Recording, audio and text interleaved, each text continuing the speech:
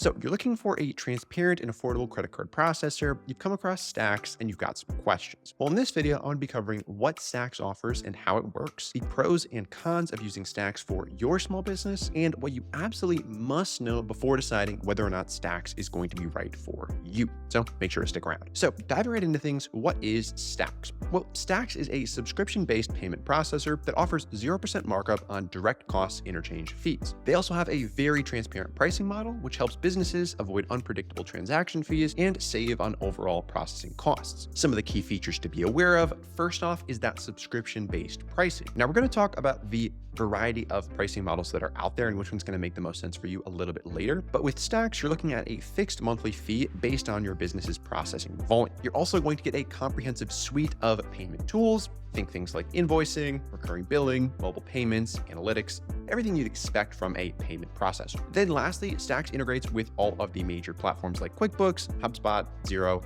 and whatever else you might be using to run your business. So now that you understand what Stax is, how does it actually work? Well, there are a variety of different subscription plans for you to choose from based on how much volume your business is doing. First, you've got a $99 per month plan for businesses processing up to $150,000 per year. If you're processing between $150,000 and $250,000 per year, you're looking at their $139 per month plan. And then above $250,000, there is a $199 per month plan. If you're processing a lot more than that, they do offer custom pricing. So if you're somebody that's processing, millions of dollars per year, you're going to be looking at a slightly different subscription model. Now, because you're paying that subscription fee, the interchange fee is not going to be marked up. So you're only paying the direct interchange fees from Visa or MasterCard, which is typically an unavoidable 1.65 to 2.65% plus 10 cents per transaction. But Stax is not tacking anything on top of that. Additionally, Stax has a very quick and easy online sign up. So after filling out the application,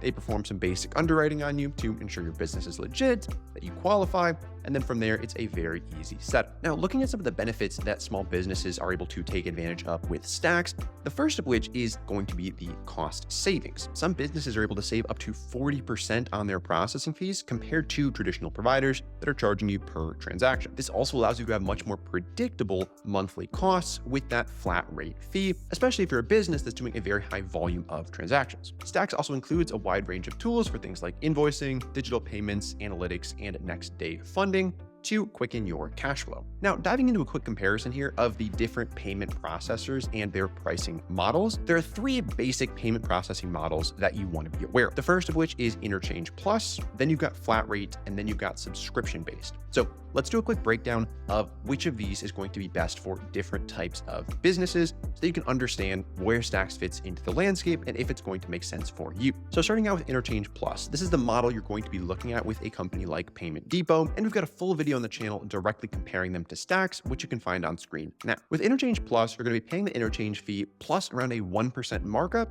and about 15 cents per transaction. This is going to be best for you if you're doing high volume, medium to large transactions. For example, anywhere from say $150 to $300 per sale. For a quick example here, let's say you process $200,000 per year with those larger transactions. So with a company like Payment Depot that's on that Interchange Plus model, your costs would come out to $5,848 per year for payment processing. With a company like Square that's on the flat rate model, your cost would come out to $6,180 per year. And with a company like Stax on the subscription model, that would come out to $5,950 per year. Next, we've got the flat rate model, which is what you're going to see with a company like Square. And with this, you're paying a flat rate of 2.9% plus 30 cents per transaction. This is generally going to be best for businesses that are doing lower volume but higher value transactions. For example, if you're making $1,000 sales. So for comparison here, let's say you're processing $50,000 per year. With Square, that's going to cost you $1,500 per year. With Payment Depot, you're going to be paying $1,798 per year. And with Stax, your cost would come out to $2,013 per year. As you can see, there's some pretty significant differences there. Now, looking at that subscription-based model with a company like Stax, here you're going to be paying that fixed monthly fee plus the base interchange fees with no markup. This is typically going to be best for higher volume, smaller transaction businesses Say you're making, $15 sales. So let's say you process $150,000 per year. With Stax, your costs are going to come out to $3,663 per year. With Square, they're going to come out to a whopping $9,825 per year. And with a company like Payment Depot, they're going to come out to $6,423 per year. Now, the first two examples come out pretty close in terms of the overall cost between payment processors, but when you get into those low value transactions, that's where you can really see Stax become significantly cheaper than some of the other models out there. And this same logic is going to apply across all three of their subscription tiers. So just to recap, Interchange Plus is going to be the cheapest option for companies with a high volume of medium to large transactions.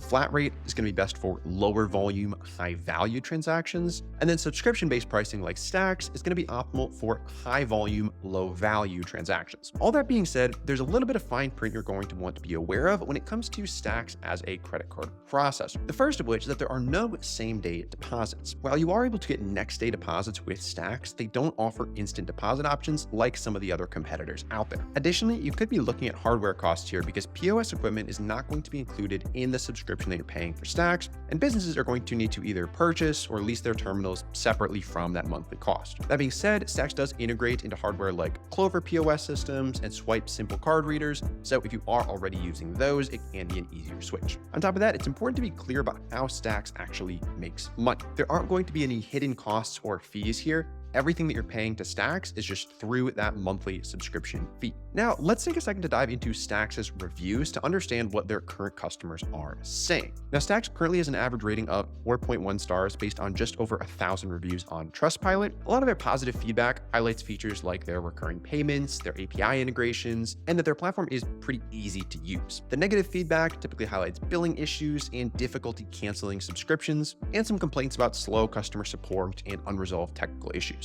I would take this with a grain of salt though, because they do have over 25,000 customers, and typically the 1,000 that are going to write reviews are the ones that feel most strongly, typically in a negative direction. So for the most part, it seems like people are getting what they pay for from Stax. But all that being said, who is Stax going to be best for, and who's going to be better off steering clear? Well, first, you're looking at high volume small businesses. So if you're processing over $10,000 per month, depending on the size of each transaction, you could see some significant cost savings from that subscription model. Next, if you're looking for transparent pricing and want to avoid the surprise of fluctuating transaction fees and costs from month to month, the fixed costs you get from Stax do offer that predictability. And if you're looking for a comprehensive suite of tools like invoicing, recurring payments, e-commerce solutions, all in one platform, you're going to find all of that with Stax. Now, on the other hand, if you are a low volume business and you're processing less than, say, $5,000 per month, competitors like PayPal or Square that offer that percentage-based pricing might be more cost-effective for you.